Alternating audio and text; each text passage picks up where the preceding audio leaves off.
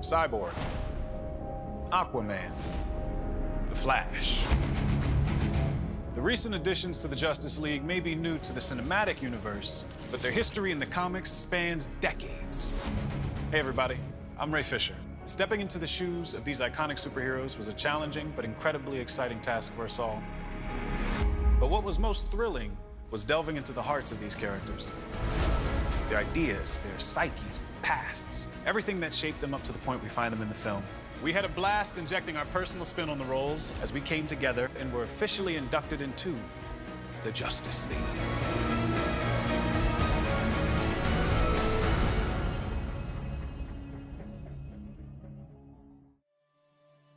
Check this out. This is DC Comics Presents number 26, the very first introduction of the character Victor Stone, AKA Cyborg. Now here he is talking to his father in Star Labs. "You screwed up this experiment. You should have left me the way I was. At least I'd be dead by now instead of trapped inside this mechanical body."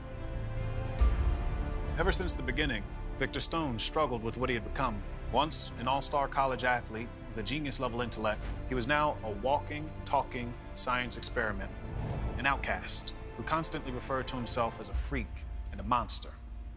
But whether he liked it or not, Cyborg represented a new type of superhero, the perfect hybrid of man and machine. He was a character ahead of his time. Back in 1980, when he first stepped onto the scene, the internet wasn't even invented yet. But as technology in our world evolved, so did Cyborg's powers.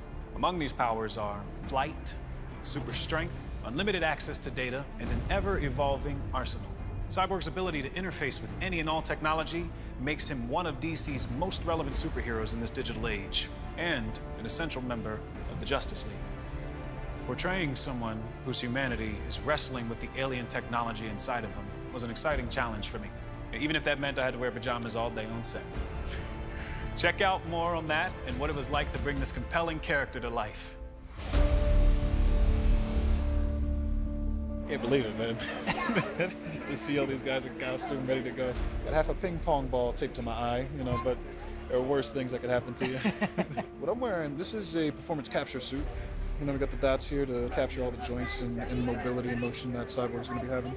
Chest light here, so you can see the core of Cyborg glowing. And we've got the ping pong ball with the LED lights on it, that the shadows fall in appropriate places on other people. The biggest challenge for me would probably be acting as if I am in this heavier gear. I look around and I see Batman in the bat suit, I see Wonder Woman in her gear, everybody's looking really cool.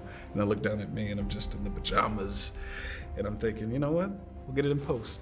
But it actually gives me a little bit more to work with. But that's also a situation that Cyborg is going through in the context of the story. He can't take off his costume, he can't live that normal life that everybody else can just take off the cowl and hang up the boot and just go off and be their alter ego. He can't do that. So I feel like it's a little bit of fuel for the fire, if that makes any sense. That character's got a really interesting journey because he has to come to grips with whether or not he would rather be dead. Because is he actually alive? Is the human part of him still existing? To have an actor who actually can make you care about them, it's just a testament to how good an actor Ray is. Physically, the training has been rigorous. About 5 days a week, 2 hours a day, put on about 20 pounds of muscle, or what I hope is muscle. What I hope is muscle. It feels good to have that discipline because Victor Stone, before he became Cyborg, was a college athlete.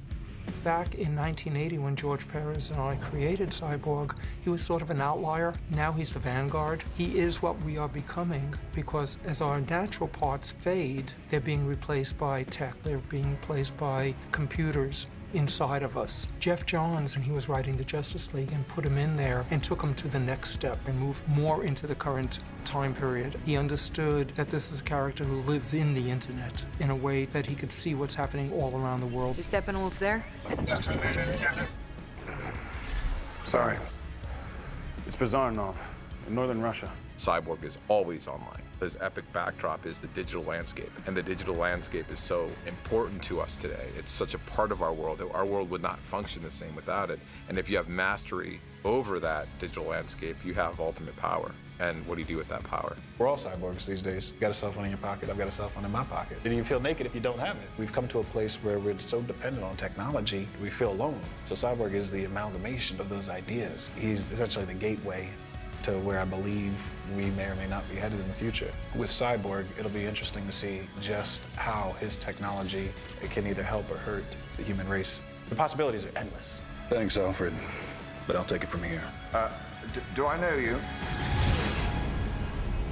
Most amazing of all the secrets of the sea is the story of Aquaman, who, like a water god of old, dwells in the dim, unknown depths of the ocean, leaping forth to do battle with the evils and injustices of the world we know.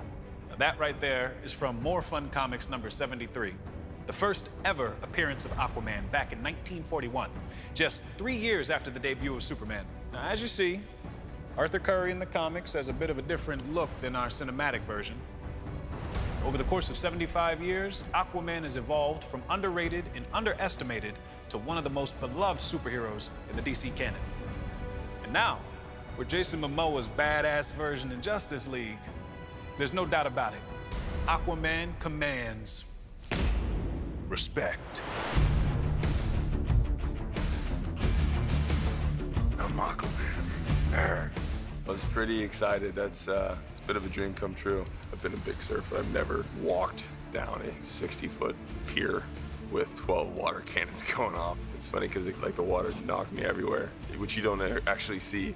Tried to hold it together, but it was amazing. I felt like a rock star. Jason, he embodies everything that Zach wanted to tell with that character. Sort of this anti-establishment, rock and roll attitude.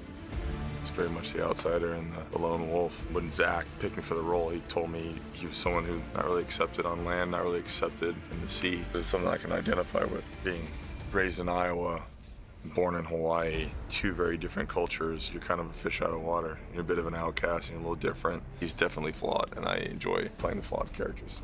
He's kind of a big target when people are making fun of superheroes. And when I wrote the comic book in 2011, I wanted to tackle that head on because people question what Aquaman does. What's he bring to the party?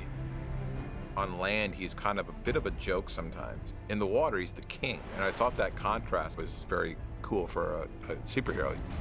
Even though it's not in the movie, I spent a lot of time thinking about scenarios where he lived with his father and his dad. He guarded the lighthouse, and he was definitely a blue collar, but he was exceptional in certain ways. He obviously has the power, he can help people. It's his human side, you know. I think that's what makes him special because he can tie the two worlds together. It's a big concern for me when we see Justice League because people are gonna be like, oh, he's drinking, he's this, he's gruff, he's an asshole, he's this outcast. But I'm like, you don't know what he's been through. And that's what I want them to know is like, what got this guy to go to the far reaches of the earth, to stay away from everyone, to be the way he is? What got him there? You got no powers, no offense. This guy might be working for the enemy, we don't know. I don't want to die. I'm young. He's a little rough around the edges, and then he becomes a good guy. He'll always help fight with the team, but then he's on his own. So he's the reluctant hero, and that's fun to play.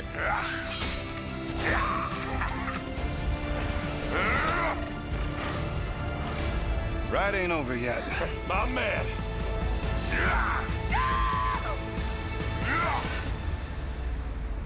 This is the startling tale of the Flash, a man who was so fast that he not only outraced his own shadow, but also broke through the sound barrier on foot.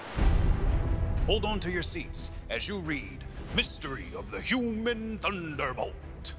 Now that's from the 1956 introduction of The Flash from Showcase number 4. Along with the debut of Barry Allen's heroics, the Showcase series kickstarted the Silver Age of comics. And for decades, DC writers and artists have had tons of fun exploring everything this fascinating character has to offer. And not only is he the fastest man alive, his unique superpowers have launched storylines dealing with time travel, alternate dimensions, and even something called quantum tunneling. And this means the Flash can even walk through walls. Ezra Miller's depiction of the Flash remains true to who Barry Allen is. Good-natured, upbeat, with a brain that moves a mile a minute.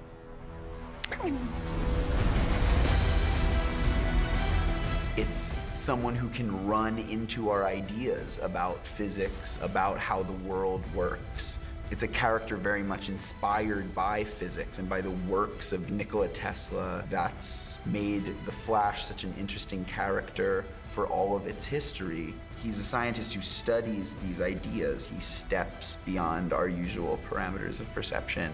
Barry Allen, for me, he always felt like he was us because he was a normal guy. He was trying to do his best and a little awkward, and he got hit by a bolt of lightning by accident, developed these powers, and is trying to do the best he can with them. So for him, he's trying to use it for good. He has a really good heart. In a certain way, it's almost like he has humility, which is sort of rare on a superhero.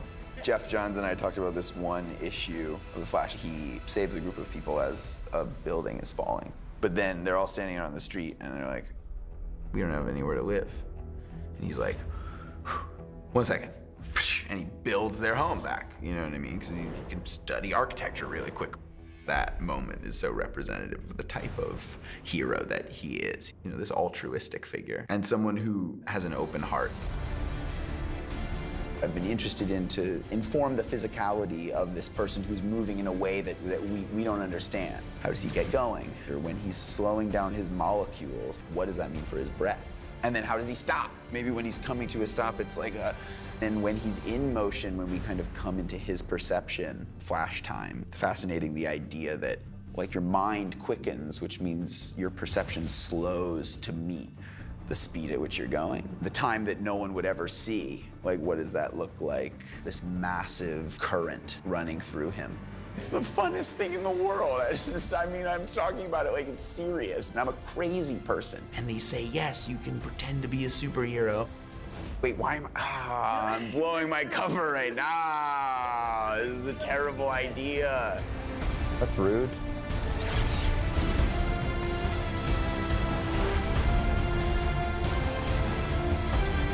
Well, that's it. The League is united. Each of these 3 new characters plays an integral role on the team, and with over 180 combined years of comic issues and storylines, it's clear that there are infinite possibilities where Cyborg, Aquaman, the Flash, and the entire Justice League can go.